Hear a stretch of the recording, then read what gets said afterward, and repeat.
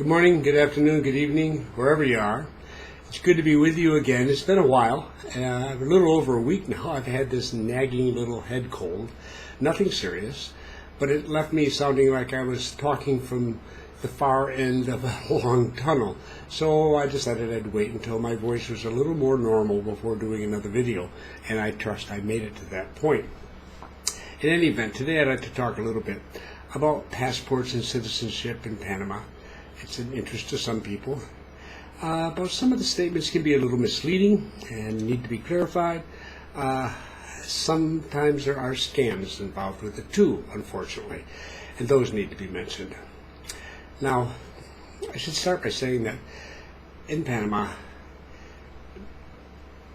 citizenship is taken very seriously, and to provide it to somebody is an honor and a privilege.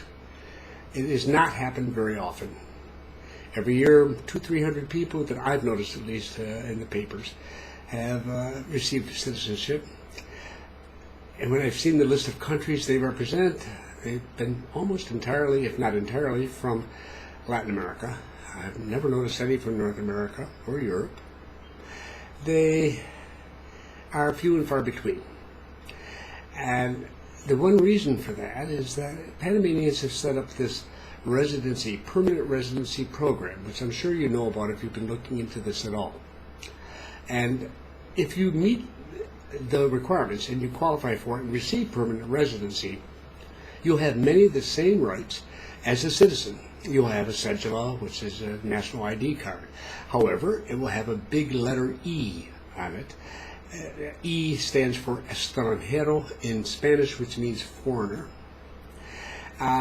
And you are not allowed to vote. You can't hold public office. And you will not have a passport because you are not a citizen, but you're a permanent resident. And that, from the viewpoint of Panamanians, is pretty much everything you need. If you want citizenship, they have to be absolutely convinced it's not what you're not trying to get away from somewhere. You are really in love with this country and really, really, really a part of it. And the evidence of that is obvious to them. It's going to take some time to convince them of that. Now, if you look into residency visas, here you will read that if you get a permanent residency visa, you qualify, you were awarded it. 5 years later, you have the right to apply for citizenship, and that is true. And there's nothing untrue about that. Sometimes it's a little misleading. A couple of them will say something like, the residency visa leads to citizenship, which in English typically means that it sounds as if it's a common thing, so that if you get to that point, they're very highly likely, very, very likely to actually get citizenship. That's not true. It's not the way it works. It has not worked that way, and it does not work that way now.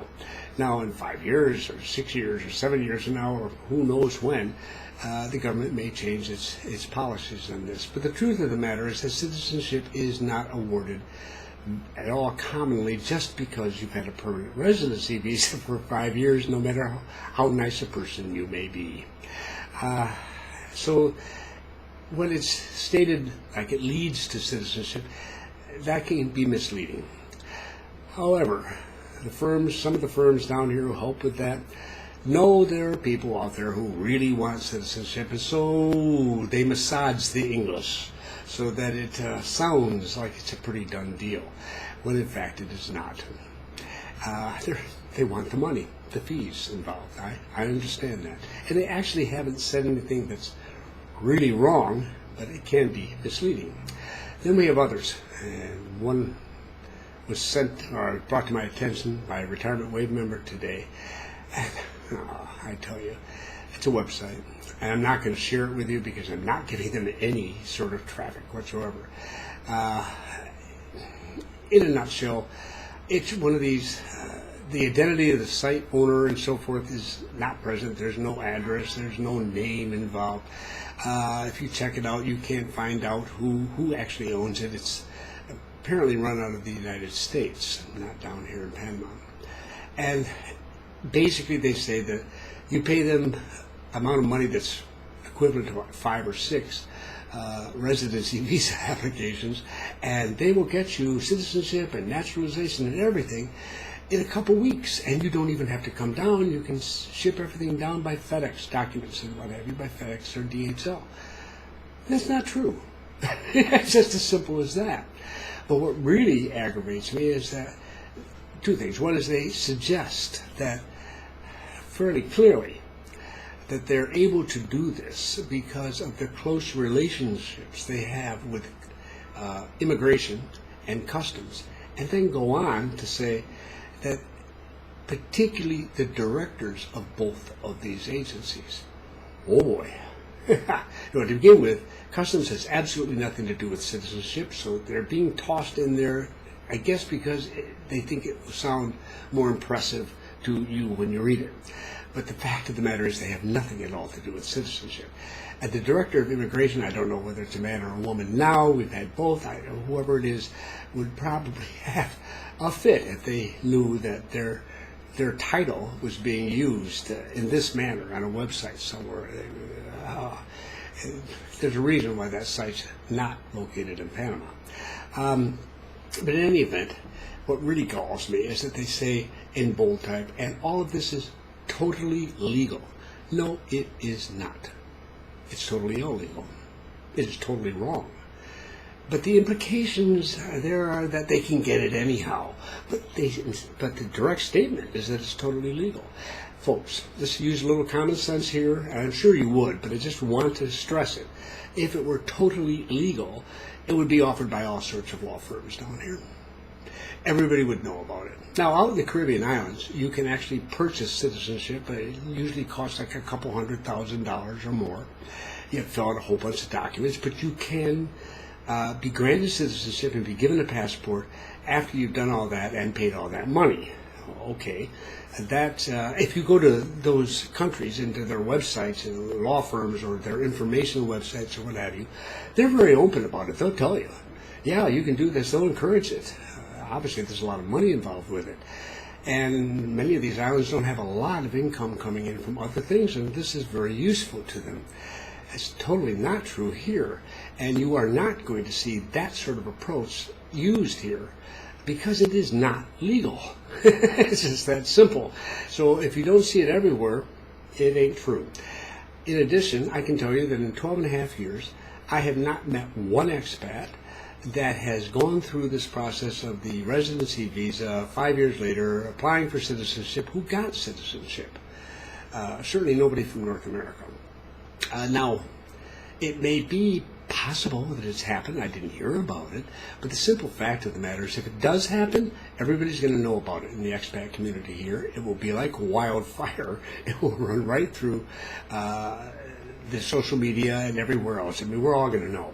One gentleman in social media here did write that he had completed all the paperwork necessary. He'd had interviews and so on for citizenship, and he was now waiting for the next stage and so forth. That may have been a year ago.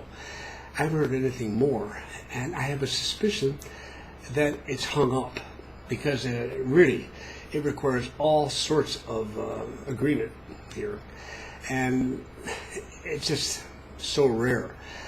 It may be that he got through the processing, got the citizenship, but again, because he was very public about it, I can't imagine why we all don't hear about it. It doesn't make any sense. And if a law firm down here had been able to get 2, 3, 4, 5 people, even one, through to citizenship in this particular route, you better believe it'd be on their websites. They'd be talking about it.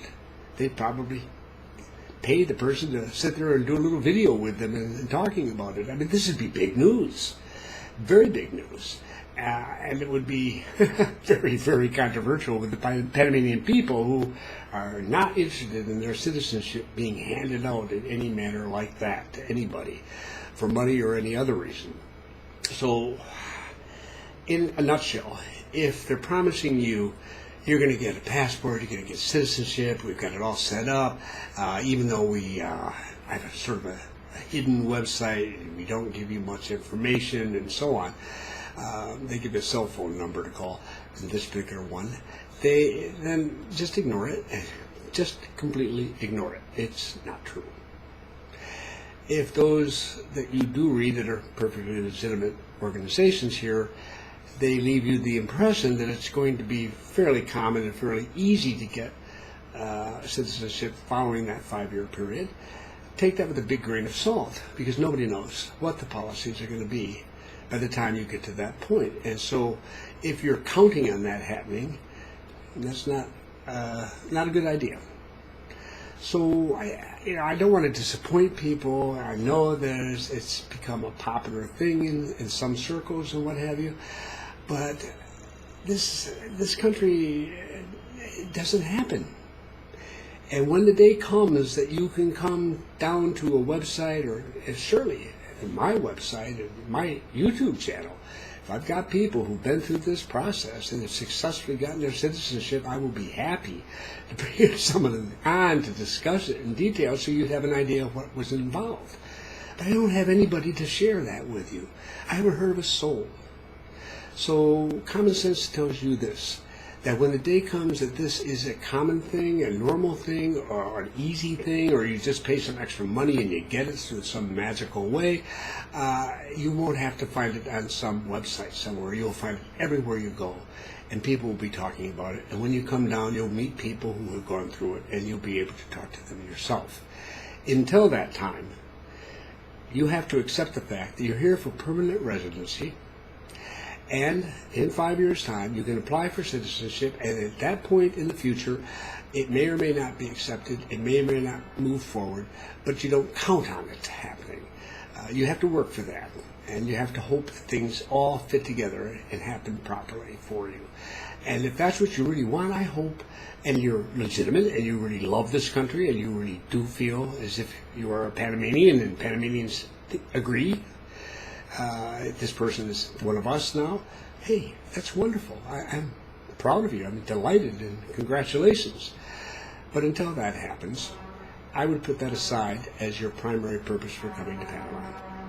And let that take care of itself in the future when the time comes.